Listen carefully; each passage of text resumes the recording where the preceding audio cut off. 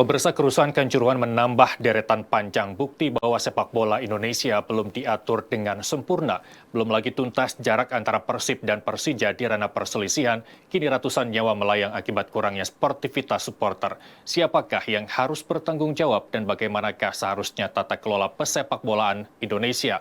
Serta kapankah kita duduk damai di tribun dengan sejumlah supporter sepak bola Indonesia yang berdampingan? Selengkapnya kami akan berbincang dengan pengamat olahraga sekaligus staf ahli Ketua Umum KONI Hifni Hasan dalam dialog Nusantara Petang berikut ini.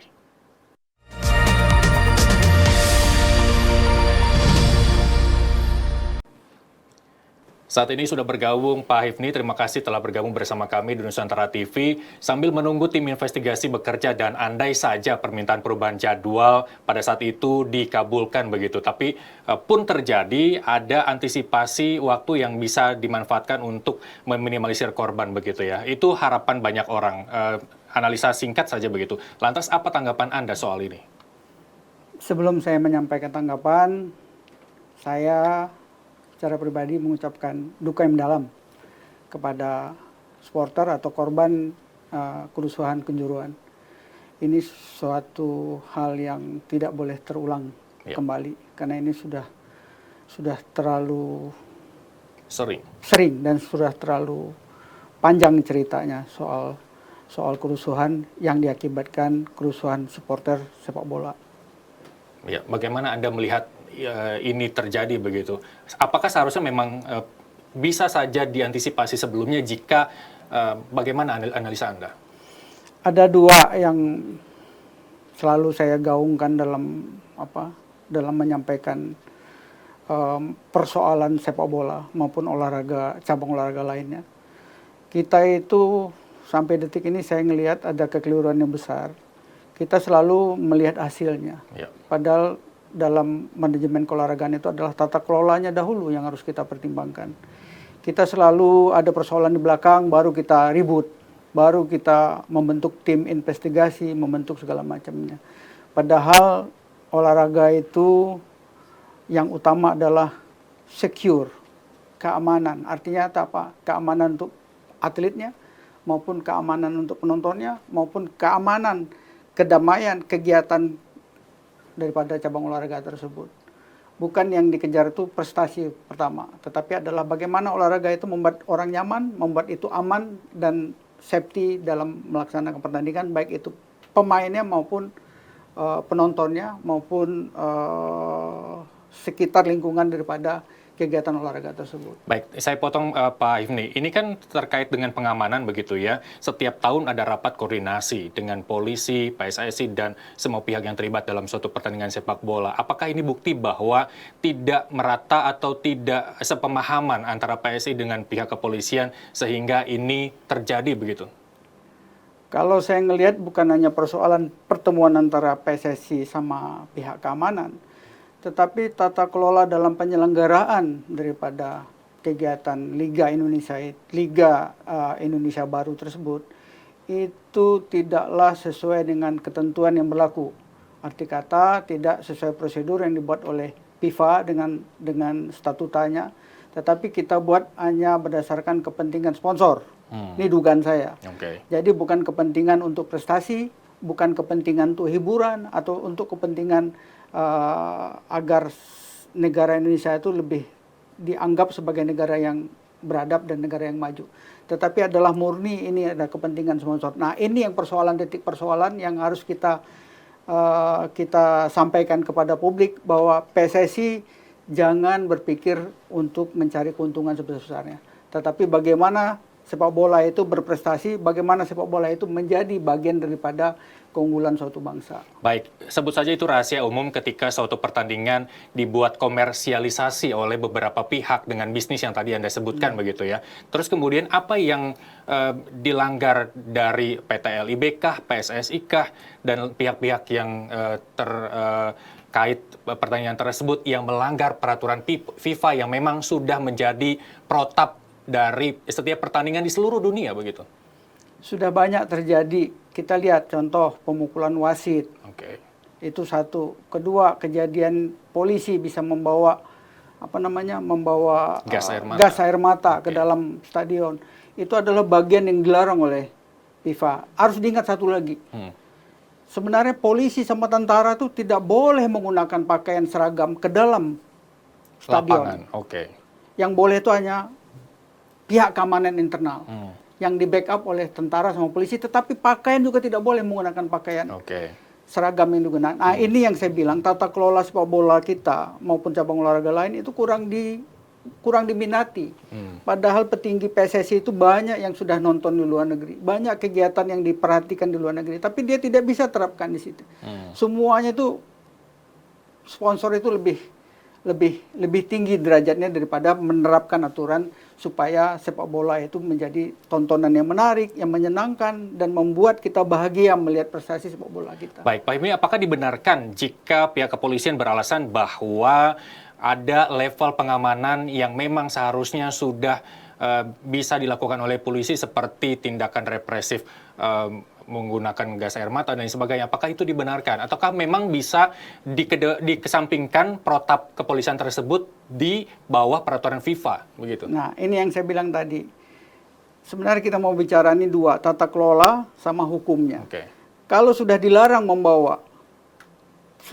menggunakan seragam tentara maupun seragam polisi, nah itu berarti apa? Ada prosedur yang dilanggar di sana. Prosedur yang dilanggar itu paling utama itu adalah jumlah penonton. Seharusnya sudah ditata. Kalau derby itu jumlah penonton dengan kapasitas lapangan dengan keamanan itu berapa itu sudah ditata. Jadi tidak di-loss. Nah, itu yang saya bilang, tata kelolanya itu tidak mengacu kepada peraturan yang ada dan ketentuan yang berlaku. Setelah kejadian baru saling tunding-menunding. Nah, ini yang harus kita cegah. Kembali ini muncul dugaan bisnis itu benar adanya ketika Anda menyebutkan jumlah bangku tribun lebih banyak tiket yang terjual begitu ya. Ini siapa yang bisa harus bertanggung jawab dengan tiket yang dijual melebihi kapasitas dari Stadion Kanjuruhan? Kalau kita membaca berita-berita yang beredar, itu bukan hanya soal jumlah penonton, tetapi saran dari polisi yang mengatakan harus pertandingan siang hari. Jam 3 sore pertandingannya, untuk mencegah hal-hal yang tidak diinginkan. Tetapi yang dilakukan, karena kepentingan sponsor itu besar sekali. Sehingga yang namanya prime time itu kan harus malam. Nggak mungkin D3. Nah, ini yang saya bilang tadi, ditambah dengan tata kelola daripada pihak manajemen panitia pertandingan juga tidak patuh dengan aturan yang berlaku. Saya rasa PSSI juga sudah menunjukkan peraturan yang berlaku, tapi tidak dijalankan sebaik-baiknya oleh panitia. Baik, itu nanti kita akan bicara soal sanksi. Tapi saya ingin tahu dulu, penetapan jadwal itu sebenarnya siapa yang bertanggung jawab untuk menetapkan? Atau apakah bisa jadwal pertandingan itu sudah ditetapkan jam segini dan tidak bisa berubah dari derby manapun, dari klub manapun yang bertanding begitu? Nah, itu kan sudah ditetapkan secara bersama oleh Liga Indonesia Baru, LIB, oleh direkturnya maupun oleh membernya daripada LIB. Tetapi harus kita ingat bahwa budaya atau culture negara kita berbeda sama negara lain. Apalagi yang namanya sifat tata kelolanya belum sempurna sesempurna negara lain.